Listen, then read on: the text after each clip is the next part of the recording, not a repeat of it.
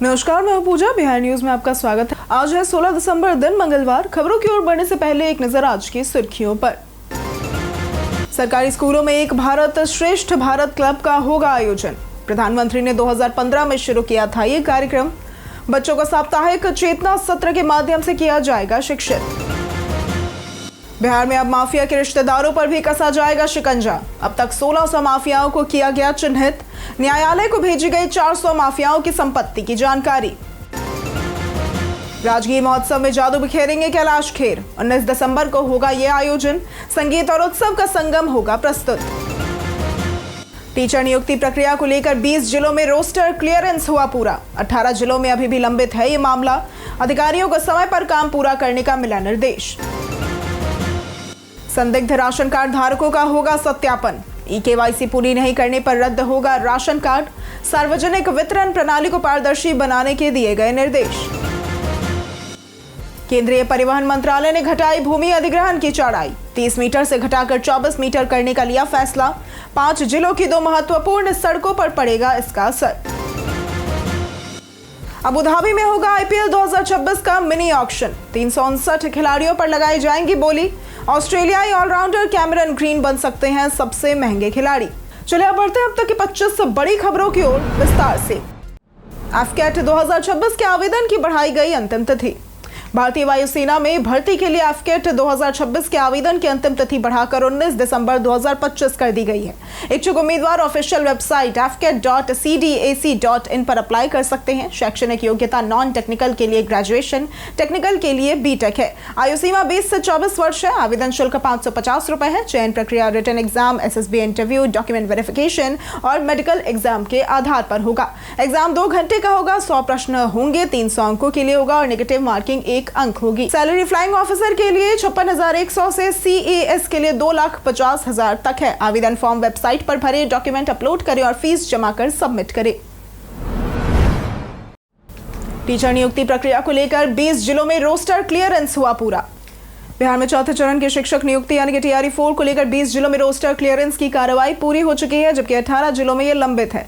Roster clearance पूरी होने पर संबंधित जिलों से रिक्तियों की जानकारी शिक्षा विभाग को मिल चुकी है। शेष जिलों के जिला शिक्षा पदाधिकारियों को निर्देश दिए जा चुके हैं कि वे जिलाधिकारी के साथ समन्वय स्थापित कर तय समय सीमा के भीतर रोस्टर क्लियरेंस पूरी कराएं। ध्यान रहे कि चौथे चरण की शिक्षक नियुक्ति प्रक्रिया माध्यमिक शिक्षक पात्रता परीक्षा यानी कि एसटीईटी का परिणाम जारी होने के बाद शुरू होगी। परीक्षा परिणाम जल्द ही जारी होने वाला है। जमुई में बनेगा एशिया का बड़ा इथेनॉल प्लांट। बिहार के जमुई जिले के चकाई प्रखंड के उरवा गांव में एशिया का सबसे बड़ा अनाज आधारित इथेनॉल प्लांट अगस्त 2026 से शुरू होने जा रहा है। 4,000 करोड़ रुपए की लागत से बने 105 एकड़ के इस मेगा प्रोजेक्ट से 10,000 से भी अधिक लोगों को प्रत्यक्ष व अप्रत्यक्ष रोजगार मिलेगा। प्लांट में प्रतिदिन 30,000 क्विंटल अनाज से 7.5 लाख लीटर इथेनॉल का उत्पादन होगा और स्थानीय किसानों को प्राथमिकता दी जाएगी। 20 मेगावाट का को जनरेशन पावर प्लांट भी स्थापित होगा। मार्च से अप्रैल 2026 से भर्ती प्रक्रिया शुरू होगी। इससे चकाई क्षेत्र औद्योगिक हब बन जाएगा। पिछड़ा वर्ग छात्रावास में मिल रही आधुनिक सुविधाएं। बिहार सरकार के अन्य पिछड़ा वर्ग छात्रावास और जननायक कर्पूरी ठाकुर छात्रावास योजना के तहत पिछड़ा और अत्यंत पिछड़ा वर्ग के छात्रों के लिए उच्च शिक्षा में वृद्धि हेतु अत्याधुनिक सुविधाएं वाले छात्रावास प्रदान किए जा रहे हैं। इन छात्रावासों में निःशुल्क आवास और भोजन, पुस्तकालय, स्मार्ट क्लास, कंप्यूटर प्रशिक्षण, खेलकूद सामग्री, 24/7 विद्युत आपूर्ति जैसी अनेक सुविधाएं भी उपलब्ध है। छात्रावासों का उद्देश्य शिक्षा के क्षेत्र में समान अवसर सुनिश्चित करना और छात्रों के व्यक्तिगत व शैक्षणिक विकास में मदद करना है। अधिक जानकारी और नामांकन के लिए 0612221540 पर संपर्क करें या फिर bcebconline.bihar.gov.in पर विजिट करें। राजगीर महोत्सव में जादू बिखेरेंगे कैलाश खेर। नालंदा की ऐतिहासिक धरती पर संगीत का अद्भुत जादू बिखरेगा। 19 दिसंबर 2025 की संध्या को सुप्रसिद्ध गायक कैलाश खेर अपनी मनमोहक आवाज से राजगीर महोत्सव को यादगार बनाएंगे। ये सांगीतिक कार्यक्रम न केवल संगीत प्रेमियों के लिए एक अनूठा अनुभव होगा, बल्कि राजगीर की सांस्कृतिक छवि को भी और समृद्ध करेगा। इस संगीतमय शाम में उपस्थित होकर लोग सुरों की मिठास और भावनाओं में खो जाएंगे। कार्यक्रम का आयोजन राजगीर नालंदा में किया जा रहा है और ये शाम संगीत और उत्सव का संगम पेश करेगी। सभी को इसमें शामिल होने का आमंत्रण है। सरकारी स्कूलों में एक भारत श्रेष्ठ भारत क्लब का होगा आयोजन। सरकारी स्कूलों में बच्चों को देश के विभिन्न राज्यों की संस्कृति, भाषा, साहित्य, खेलकूद और प्रथाओं से अवगत कराने के लिए एक भारत श्रेष्ठ भारत क्लब बनाया जाएगा। ये कार्यक्रम प्रधानमंत्री ने 2015 में शुरू किया था। बिहार में जिला शिक्षा कार्यालय ने निर्देश दिया है कि स्कूलों में इस क्लब के तहत मिजोरम और त्रिपुरा की सांस्कृतिक एवं साहित्यिक गतिविधियां आयोजित की जाएं। बच्चों को साप्ताहिक चेतना सत्र, भाषा संगम सामग्री, ऑडियो वीडियो, NCERT संसाधन, स्थानीय समाचार और प्रतियोगिताओं के माध्यम से शिक्षित किया जाएगा। दिसंबर के अंतिम सप्ताह में स्कूल स्तर पर भाषण, लेखन, चित्रकला, रंगोली और सांस्कृतिक प्रतियोगिताएं भी आयोजित होंगी, पुरस्कार और फोटो वीडियो संकलन के साथ। कांवड़ियों के लिए सुरक्षित सर्विस रोड का जल्द हो सकता है निर्माण। नेपाल के पशुपतिनाथ मंदिर से झारखंड के देवघर स्थित बाबा बैजनाथ धाम तक ग्रीन फील्ड अलाइनमेंट और सुल्तानगंज से बैजनाथ धाम तक कांवरियों के लिए अलग सर्विस रोड निर्माण को लेकर ठोस संकेत मिले। उप मुख्यमंत्री सम्राट चौधरी के प्रयासों पर केंद्रीय सड़क परिवहन मंत्री नितिन गडकरी ने पत्र लिखकर प्रस्ताव को राष्ट्रीय राजमार्ग निर्माण कार्यक्रम के तहत विचाराधीन बताया है। परियोजना से तीर्थ यात्रियों की सुरक्षा, धार्मिक पर्यटन को बढ़ावा, नेपाल से बिहार व झारखंड के सांस्कृतिक संबंध मजबूत होने और स्थानीय रोजगार व आर्थिक विकास की संभावनाएं बढ़ेंगी। क्षेत्र में इसे लेकर उत्साह और उम्मीद का माहौल है। बांस की खेती से बढ़ेगा बिहार में स्वरोजगार। राष्ट्रीय बांस मिशन योजना के तहत बांस की खेती को बढ़ावा देकर स्वरोजगार और किसानों की आय बढ़ाने का प्रयास किया जा रहा है। राज्य के 27 जिलों सहित समस्तीपुर में 17 हेक्टेयर में बांस रोपण का लक्ष्य है। सार्वजनिक क्षेत्र में उच्च घनत्व बांस रोपण पर 100% और निजी क्षेत्र में 50% का अनुदान मिलेगा। बाउंड्री प्लांटेशन पर भी किसानों को 50% का अनुदान दिया जाएगा। प्रति पौधा 300 रुपए लागत पर 150 रुपए अनुदान तय है। योजना 2025 से 26 से 2026-27 तक लागू होगी। आवेदन उद्यान विभाग की वेबसाइट पर किए जा सकते हैं। केंद्रीय परिवहन मंत्रालय ने घटाई भूमि अधिग्रहण की चौड़ाई। केंद्रीय परिवहन मंत्रालय ने भूमि अधिग्रहण की चौड़ाई 30 मीटर से घटाकर 24 मीटर करने का फैसला किया है, ताकि अत्यधिक जमीन लागत को कम किया जा सके। इससे 5 जिलों की 2 महत्वपूर्ण सड़कों और नेशनल हाईवे 333 एक जमुई बाईपास की योजनाओं पर असर पड़ेगा। पक्की सड़क की मुख्य चौड़ाई पर असर नहीं होगा, लेकिन पक्का किनारा और सर्विस रोड कुछ कम हो सकते हैं। भू अर्जन लागत 193.30 करोड़ से बढ़कर 239 करोड़ हो गई थी। इसी कारण 133E 4 लेन परियोजना में पक्की सड़क और सर्विस रोड की चौड़ाई कम कर 100 करोड़ की बचत की गई। संदिग्ध राशन कार्ड धारकों का होगा सत्यापन। बिहार में संदिग्ध राशन कार्ड धारकों का सत्यापन किया जाएगा। केंद्र सरकार ने निर्देश दिया है कि संदिग्ध लाभुकों के डेटा का निराकरण किया जाए और सभी लाभुकों की 100% eKYC सुनिश्चित की जाए। जिन लाभुकों द्वारा eKYC नहीं कराई जाएगी, उनके राशन कार्ड रद्द कर दिए जाएंगे। इसके लिए खाद्य एवं उपभोक्ता संरक्षण विभाग ने राष्ट्रीय खाद्य सुरक्षा अधिनियम के अंतर्गत सभी अनुमंडल पदाधिकारियों को पात्रता जांच और सार्वजनिक वितरण प्रणाली को पारदर्शी बनाने के निर्देश दिए हैं। 17 दिसंबर से 30 दिसंबर तक कैंप लगाकर भौतिक सत्यापन और eKYC का विशेष अभियान चलाया जाएगा। मेडिकल छात्रों के छात्रवृत्ति को मिली मंजूरी। बिहार सरकार ने राज्य के मेडिकल कॉलेज, अस्पतालों व अन्य स्वास्थ्य संस्थानों में अध्ययनरत विद्यार्थियों के वजीफे यानी कि स्कॉलरशिप के लिए 8.5 करोड़ रुपए से अधिक की राशि स्वीकृत की है। स्वास्थ्य विभाग ने उच्च स्तरीय समीक्षा के बाद आवंटन आदेश जारी किया। PMCH को PG छात्रों के वजीफे यानी स्कॉलरशिप हेतु सर्वाधिक 6 करोड़ रुपए मिले हैं, जबकि भगवान महावीर आयुर्विज्ञान संस्थान पावापुरी को इंटर्न छात्रों के लिए 2.09 करोड़ रुपए आवंटित किए गए हैं। विभिन्न पैरामेडिकल एवं नर्सिंग संस्थानों को भी वजीफे की राशि दी गई है और इसके साथ ही सुपौल के लोहिया मेडिकल कॉलेज अस्पताल निर्माण हेतु 7 करोड़ और PMCH के पुनर्विकास के लिए 2025-26 में 50 करोड़ रुपए स्वीकृत किए गए हैं।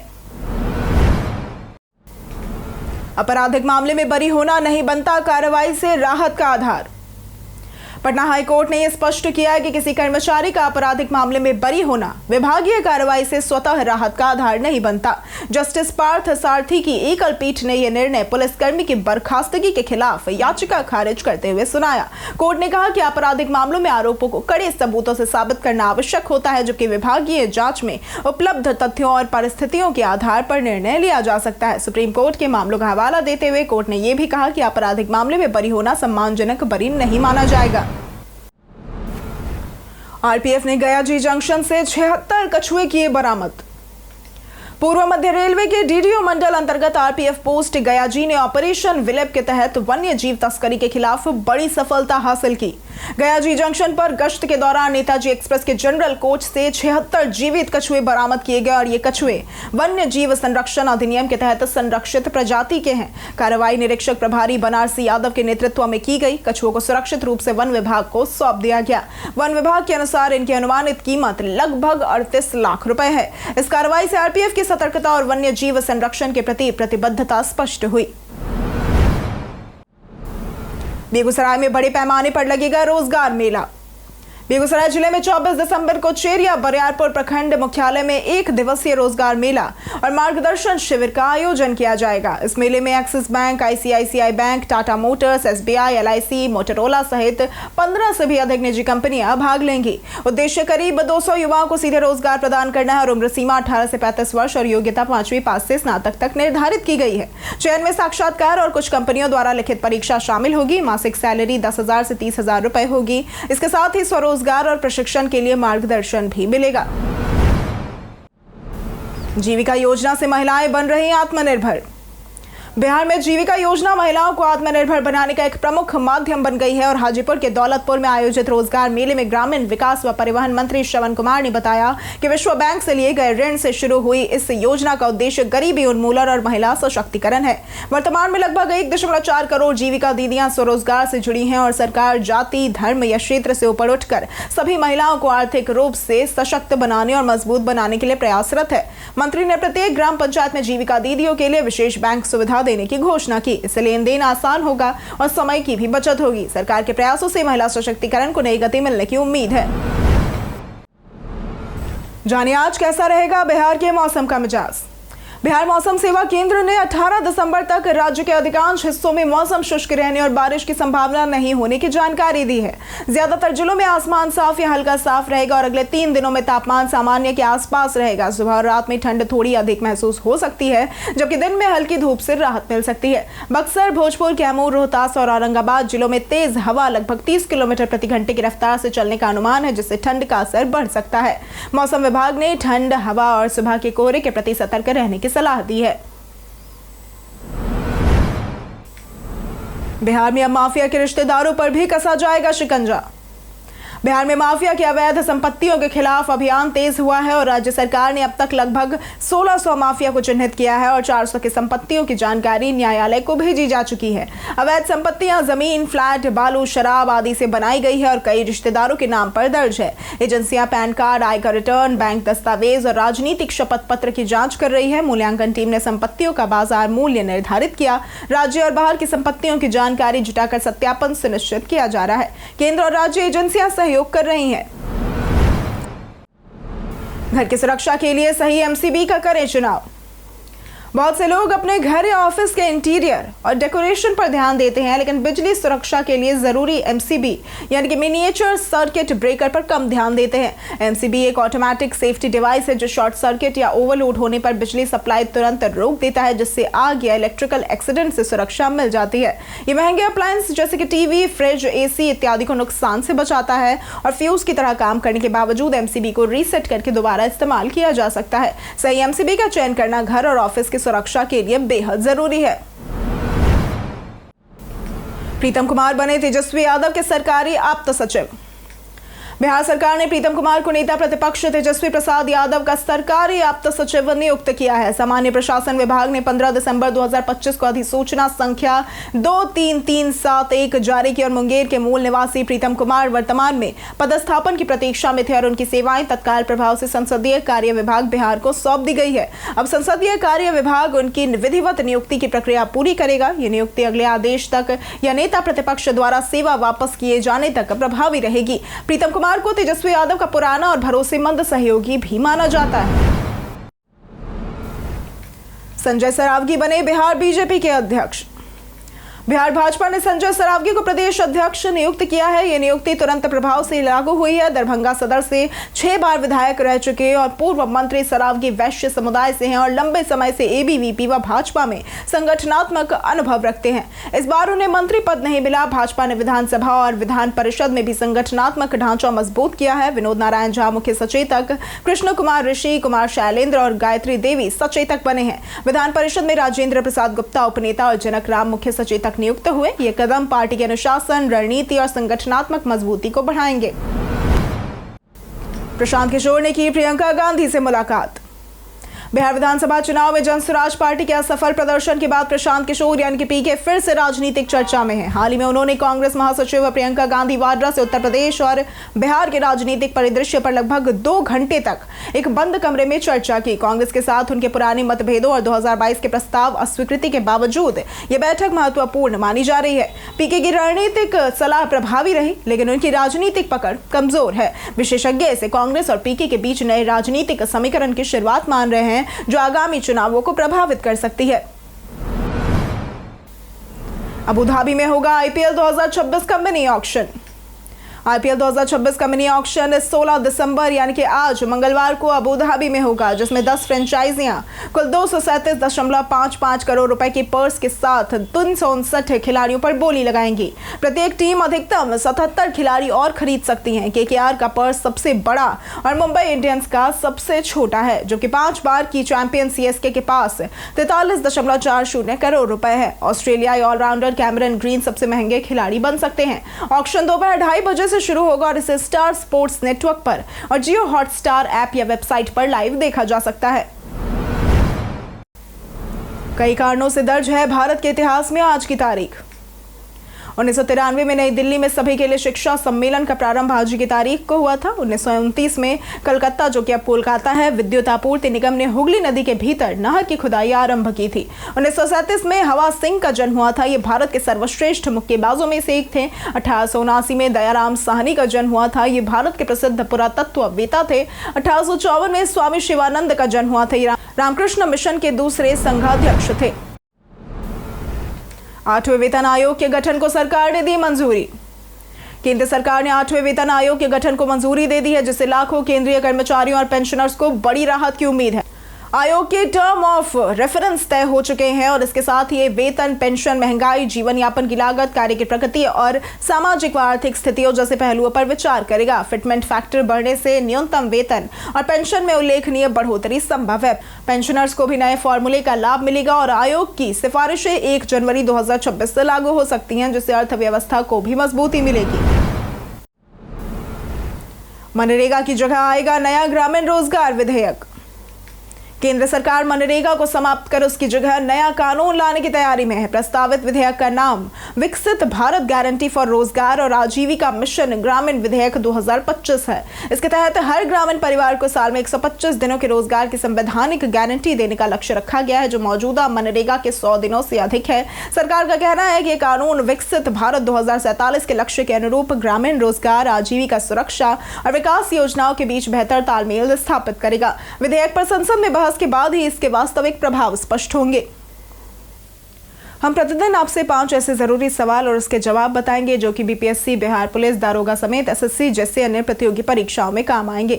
सवाल इतिहास, बिहार स्पेशल, विज्ञान, करंट अफेयर्स और भूगोल से रहेंगे। पूछे गए 5 सवालों में आपने कितना सही उत्तर दिया, ये हमें कमेंट करके जरूर बताएं। हमारा पहला सवाल है, महाभारत और पुराणों के अनुसार अंग राज्य का राजा किसे माना जाता है?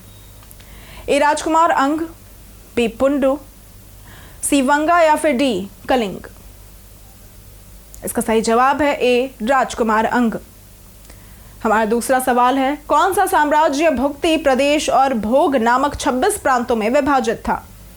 ए गुप्त, बी शुंग, सी मौर्य या फिर डी नंद? इसका सही जवाब है ए गुप्त।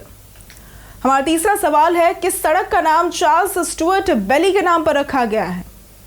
ए Fraser road, B Gardiner road, C exhibition road या फिर डी बेली रोड? इसका सही जवाब है डी बेली रोड। हमारा चौथा सवाल है, इनमें से किस स्थान पर कोसी नदी गंगा नदी से मिलती है? ए सिवान, बी वैशाली, सी पटना या फिर डी कुर्सेला? इसका सही जवाब है डी कुर्सेला। हमारा पांचवा सवाल है, बिहार विद्यापीठ महाविद्यालय की स्थापना किस वर्ष की गई थी? ए 1980, बी 1947, सी 1940 या फिर डी 1921? इसका सही जवाब है डी 1921।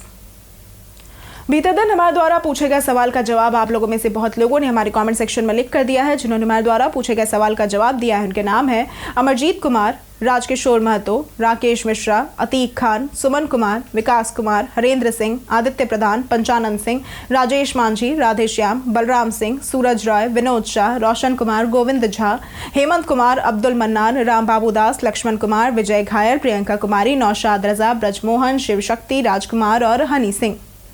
इसी के साथ बढ़ते हैं आज के सवाल की ओर। आज का सवाल है, आपके क्षेत्र में बिजली की व्यवस्था कैसी है? आप अपना जवाब हमें हमारे कमेंट सेक्शन में लिखकर जरूर बताएं। आज के लिए सिर्फ इतना ही। बिहार की तमाम खबरों के साथ बने रहने के लिए देखते रहे बिहारी न्यूज। और साथ ही अगर आप यूट्यूब चैनल पर देख रहे हैं तो चैनल को सब्सक्राइब करें, और अगर आप फेसबुक पेज पर देख रहे हैं तो लाइक और फॉलो जरूर करें।